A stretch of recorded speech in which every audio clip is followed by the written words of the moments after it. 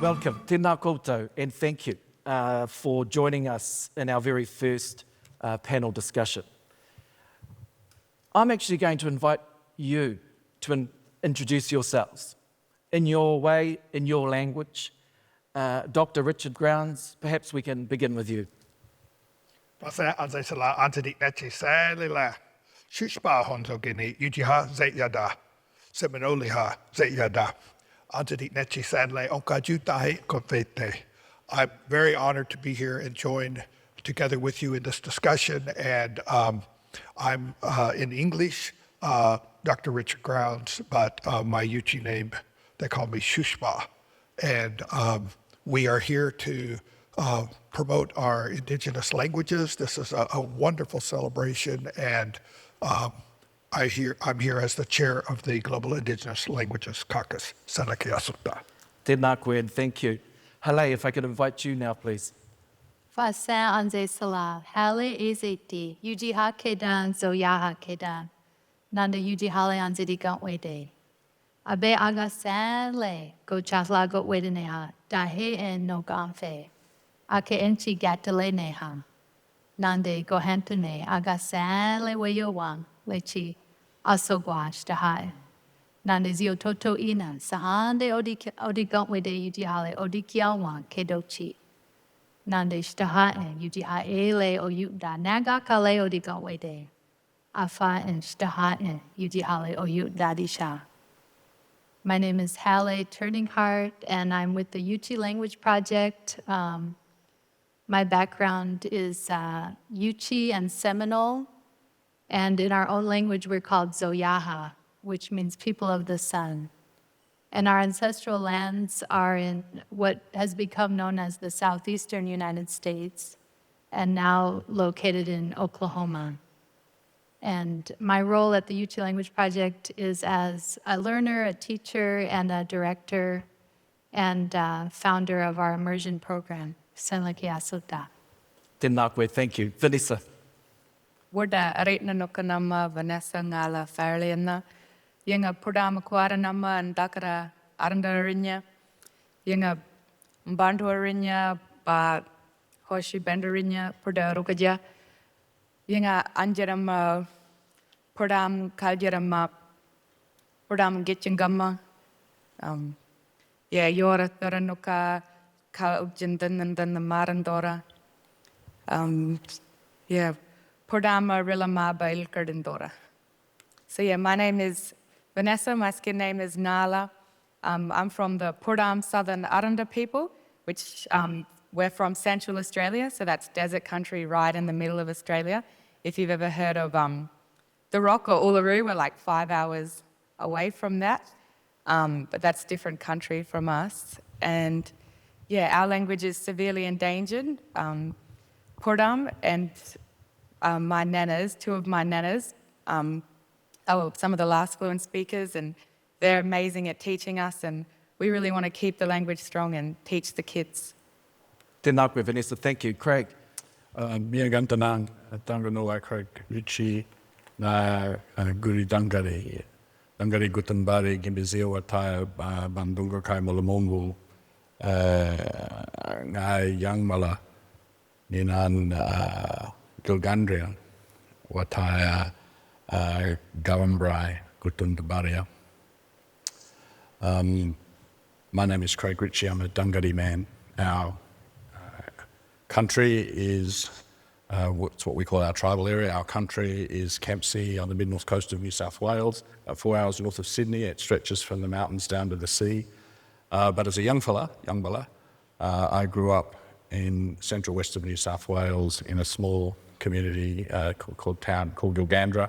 It was on Gawambrai country, and I now live in Canberra, which is a Ngunnawal country, and I pay my respects to the Ngunnawal people, acknowledge not only their country, but their ongoing custodianship of the land that I get to live and work on. And importantly, we're on tribal land here, and it is remiss of me not to have done my research to know which tribe, but I do want to acknowledge that we are on the land of other people and pay my respects to them and thank them for the honour of being on their country and being able to have this important discussion today. Thank you, Craig, and thank you to our wonderful panel. And it was really important for me to allow you, to invite you to actually use your language, to speak your language. Isn't it wonderful this morning to be able to hear so many Indigenous languages? Richard, I'd like to come to you, and if you can give us a brief idea or understanding about the state of Indigenous languages in your role as the chair of that of the UN Indigenous Languages Group. Sanaki asota go wedini hoto e asogwa. I'll make a quick comment. I'll try to be very brief. As we know, we are in very deep trouble with our Indigenous languages, but I'll start kind of with my immediate experience and move out to more of a global picture. But in my lifetime, I've seen the generation of my grandmother who grew up not knowing English language, only speaking Yuchi language. I grew up in what's called the state of Oklahoma in the USA. We have 27 Indigenous languages within the state of Oklahoma, a number of language families, and yet today I've seen this shift from my grandmother's generation, where essentially all of that generation spoke the language, to only 2 communities still speaking the language in the home as the language of the home to raise the children. And that's, I mentioned that because that's the most critical marker of the depth of the trouble that we're in. So if you look at the entire North American continent, let's say north of Mexico, we're speaking of 187 languages. 3/4 of those languages are only spoken by the grandparents or great-grandparents' generation. That means the kids are no longer being raised in the language. That means the natural process of transmitting that knowledge, the wisdom that comes with the language, the heritage, is severely broken and in need of immediate intervention. On a global scale, again, to put it in terms of kind of a family context, in the lifetime of my children, according to research that's being done by linguists, of all the languages in the world, some 6,800 languages, 90% will fall silent within the lifetime of my grandchildren, unless something is done to change that path. And we'll be able to say a few brief words about that. I'm not trying to leave such a negative note, but to say that's the dire situation that we're dealing with. Well, let's pick up that note. And Halay, can you talk to us about the Yuchi language and the things that you're doing to revitalize the language? Our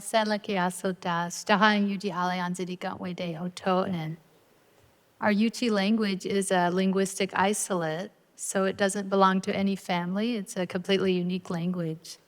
And it's been passed down for millennia, mother to child. But that transmission process was broken about 100 years ago. And so my role is to restore that process. And I only speak to my own children in our Yuchi language, and they're the first native speakers we've had in nearly 4 generations. And through immersion and home languageness, as well as our program, we are once again creating new speakers. But this is against all odds. But we're happy to share the success story as an encouragement for other language programs around the world. So. Just for those that may not have heard of the Yuchi language before, can you just provide some perspective or context to how many speakers of the language there currently are? Yes, we have just a handful of fluent elders living, and with varying levels of fluency. Many haven't spoken since childhood. And we rely on them to learn our legends, our stories, our songs and ceremonies. And we've been working for about 25 years to create new second language speakers. And now we've even gone down to the babies and immersing them in the language to create, once again, new first language speakers. But our entire speaking population would be under 30 people total. Out of what population? How large is your tribe? It would be around 2,000 to 3,000 population. So you're talking about 1%? Yes. Vanessa, you're doing a lot of work too, and I know you're very interested in coming to Aotearoa New Zealand at some point to learn about the work that we're doing at home. Talk to us about your experience. Yeah, so Pordam is a severely endangered language. So there's only about 10 to 20 fluent speakers still with us, and they're all in the older generation, so grandparent, great-grandparent generation. Very few parental-aged people, Pordam people, can speak the language, and even fewer speak it to their children. And so basically, if we don't do something when our old people pass away, then we will lose Pordam as well.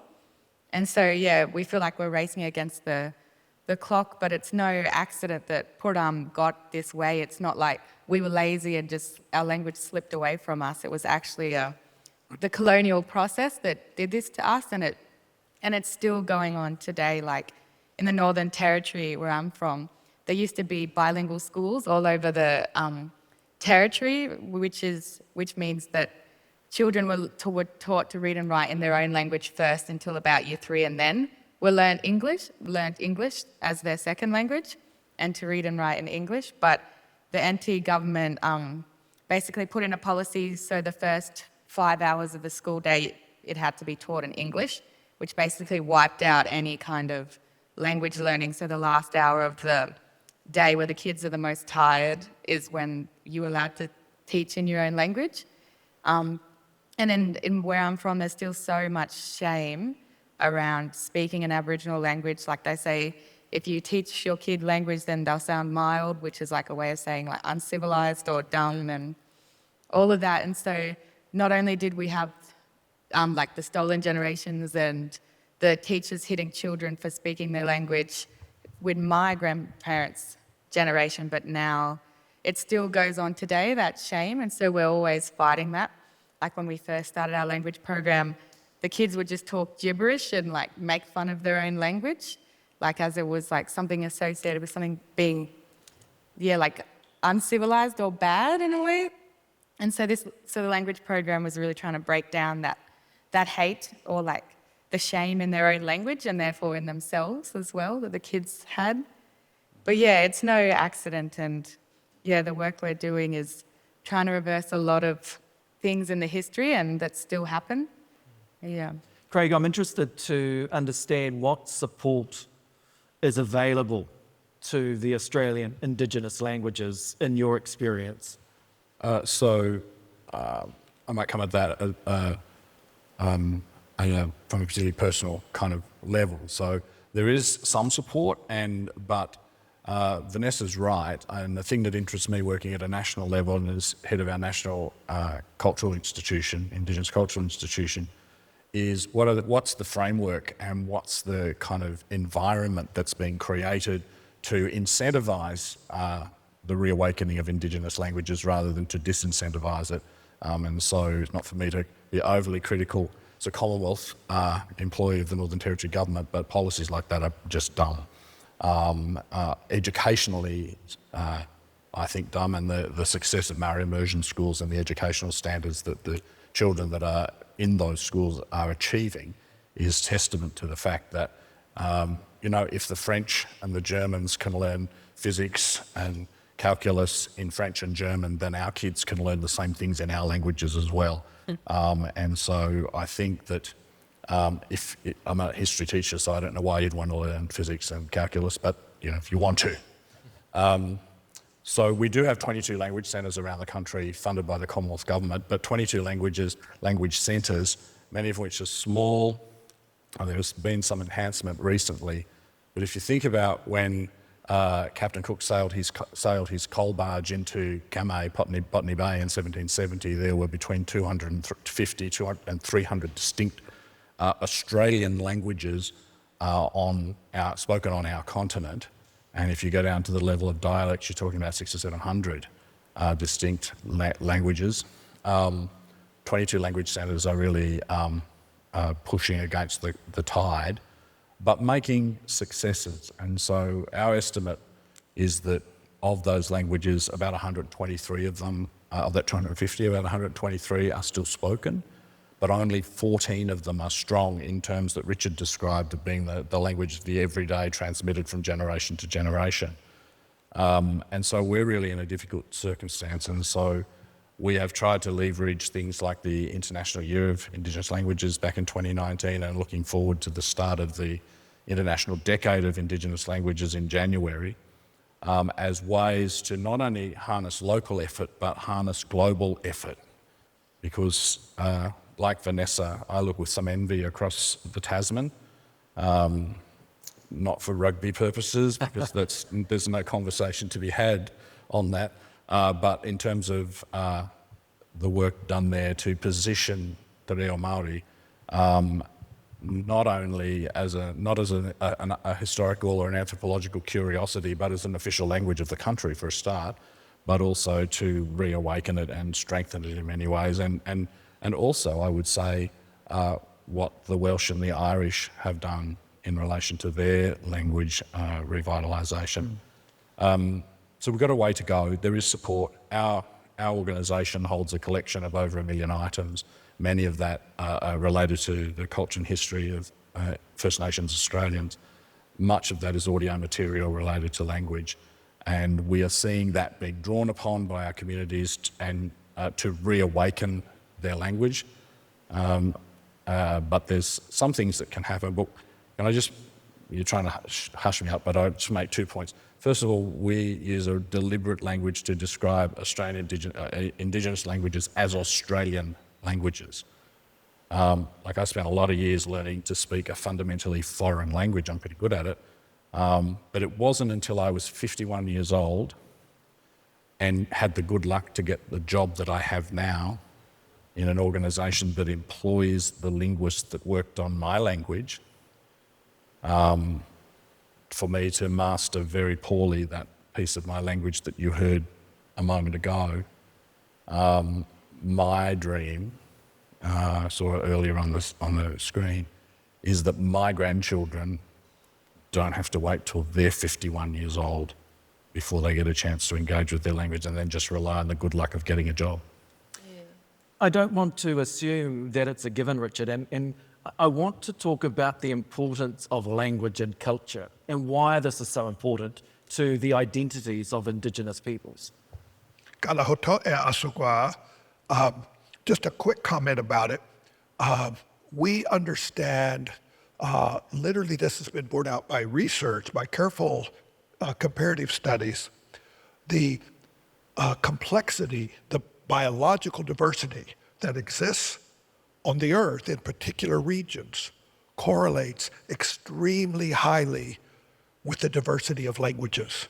And I'm so honored and excited to be here sharing the stage with our sisters and brothers from Borneo, the home of the most diverse languages and biological diversity. Yes, amazing.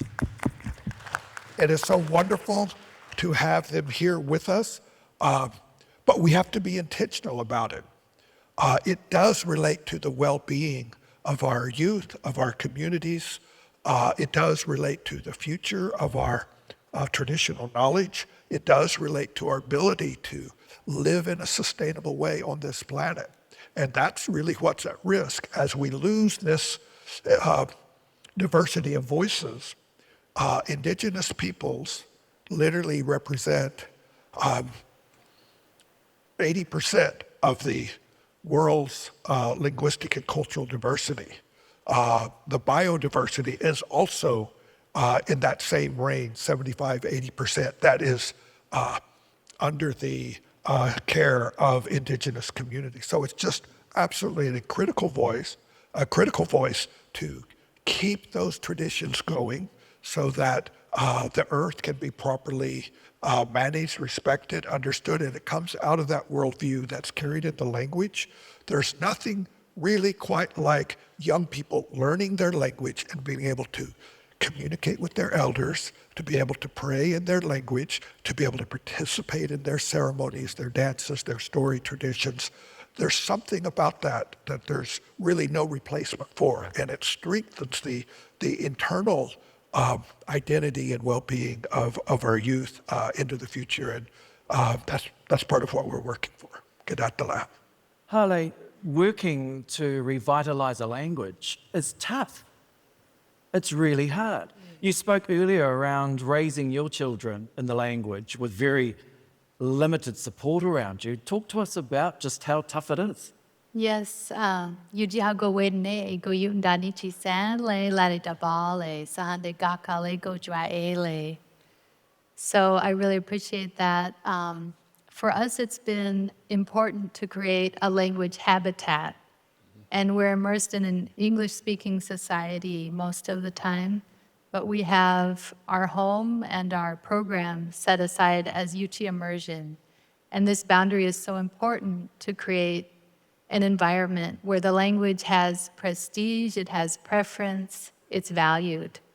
And for my kids, I think that's so important, as well as creating peers that they can talk to. You know, that's so critical for children to have friends that speak their language. We limit things like English television, radio, media, and other English influences in order to set those boundaries and prioritize our language. So in the morning, they're greeted in the language. All throughout the day, I speak to them. You know, I ask them, "Wigayo wenjen, what did you dream last night? Yuji hale zogwa, tell me in Yuchi what you dreamt about." And that's really our vision, is that our youth would dream in our language, would carry on our ceremonies in our language, and really embody the fullness of our elders and our ancestors in the Yuchi worldview. So we're happy that this is happening now. I'm pleased you mentioned media, because it's not as though you're going to be able to lock your kids up, right? They will be immersed in the big wide world. And what are you doing anything in that space? What are your aspirations in that space? Just knowing how powerful social media, the digital space is today. Yes, that's a great point. I think, and especially with COVID, we're actually on Zoom most of the time right now, communicating with our families. So we are using a digital interface, as well as sharing recordings digitally and such. I think in our context, we have to be realistic about spreading ourselves too thin. We would love to have a channel in our language and movies, but right now we're focused on breath to breath, learning from our elders and raising children in our language, that this is our focused effort. But as support, we also dub over some videos, cartoons in our language, and are starting some of those efforts to support our youth and learning our language. So, Thank you. Vanessa, what drives you? What's motivating you to be doing what you're doing?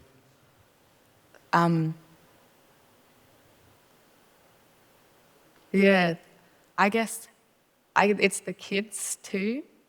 And yeah, just the family, like, you know, the feeling of connection and belonging with your family, and just seeing the kids, how happy they are, and being able to work with them, because, you know, they're like, yeah, the kids are the future generation, but they're like your heart as well. And yeah, it just makes you so happy to see them speaking their language and so engaged. And yeah, I guess the really big challenge for us is that in Australia, no Indigenous language group is talking about immersion and talking about the goal being fluent speakers. Everyone's talking about making a dictionary or recording or archiving or making an app. But people want intergenerational transmission back, but nobody's looking at the evidence and what actually works. Like, who has ever heard of someone becoming a fluent speaker from an app? But everyone is putting in so much money, working and employing so many non-Indigenous outside community people to make an app or to make a dictionary, when all that money should be going to, you know, young people sitting down with the elders who are still fluent or have some language knowledge and learning from them. But the whole focus in Australia and all the funding is around, can you give me something in my hand to show that your language is real? And like a book or an app or literacy or digital literacy. And then we really struggle to fund paying us to be able to sit down with our old people and just hear our language every single day. And so, yeah, I think IATSIS can play a big role in the Australian government. There needs to be a shift in Australia towards what you guys in New Zealand are doing and also what these mob are doing. They invited me to New York in 2019 and they just blew my mind with how strong they are with creating new fluent speakers, because obviously not everywhere in Australia is the same, and we are blessed to still have very few elders who are fluent speakers with us. We're so blessed that we have that. But, you know, if we just focus on a dictionary within these last few years that our elders are with us, then they'll be gone and we'll have words on a page and not, you know, our history. And I'm so lucky that I can joke in my language with my nana every single day and hear all the idioms and like ways that you can't translate Purdam into English, and that physical connection that I have with all my cousins and aunties who are in our language program and the kids and my nana, like you can't get that from a book or an app or a movie, and that's what the Australian government needs to be funding, and that's what there needs to be a big turnaround in how Australia views Indigenous language revitalisation to, yeah, as Halay said, breath to birth and not app to kid or movie to kid or dictionary, because they're white ways, like they're the Western ways of doing things, and we need to be going back to our Indigenous ways. Craig, we have to start. Yeah. We don't have much time left, unfortunately, and because I feel we're just warming up, right? You mentioned before around your aspiration and your hope for the future around your own children, not having to wait till they turn 51 to be connected or reconnected with their language. Is there anything else you wanted to add to that? Other than to just say I totally agree with what, and it's not for me to defend the Indigenous language program that another Commonwealth department runs, but good point, and I'll make it to them. But I will say that in my community, there are no fluent speakers, and so our dictionary is important to us, and the archival record is vital. It's been the key to the revitalisation of the Ngunnawal people's language, such as it is, because it was considered dead 5-10 years ago. It's not. We don't buy. We actually just fundamentally don't buy the concept of a dead language, sleeping, dormant, whatever. But we refuse to consign an Australian language to that status of dead. But I think it's just it needs to be multi-pronged. I'm not sold on an app as an answer to everything. Give you an illustration. I've got an app that brings food to my door, and it's sent me nothing but reminders to order food from them while I've been here.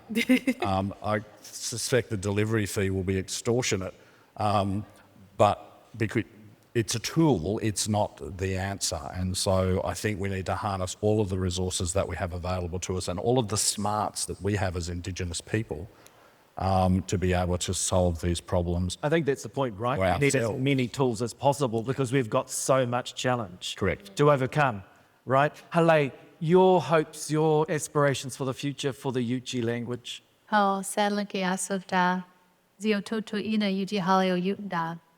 My vision is for the creation of multiple generations of fluent speakers, and that this would be intergenerational. Right now, we're bridging the gap between our elders and our children, but for it to be a fully living language with all generations speaking and sustaining those generations in a living language community. Yeah. Richard, I'm going to ask you to have the last word. What is your call to Indigenous peoples that are fighting the fight, that are part of the struggle to revitalise, to keep their language alive and to thrive? What is your call to them, but also your call to those that need to be more supportive in this respect? I would like to pass forward the message from our elders. They often tell us, that our elders tell us that our languages are gifts from the Creator. So that puts a special value on our language. Each of our Indigenous nations has an opportunity to carry that forward, to pass it to that next generation. That's a critical understanding about how important and central our languages are. The other piece to say is we really have to be intentional about it. It's not happening automatically the way it was 100 years ago. We have to be very intentional And we have an expression at the Global Indigenous Languages Caucus, ka okane okaju ahende tahe okonfete. As we all work together, we can move it forward. We all have a role to play. We all have something that we can contribute. And it's connected to funding. It's connected to the need to support our languages. If you think about it, literally millions of dollars were spent assaulting our languages, this kind of colonial framework in which our languages were under directly in the crosshairs to be targeted, to be stopped. That was a very expensive program that went on for generations. We need funding at about that level in today's dollars. In the US context, for example, that would be billions of dollars. So we need to be intentional about it.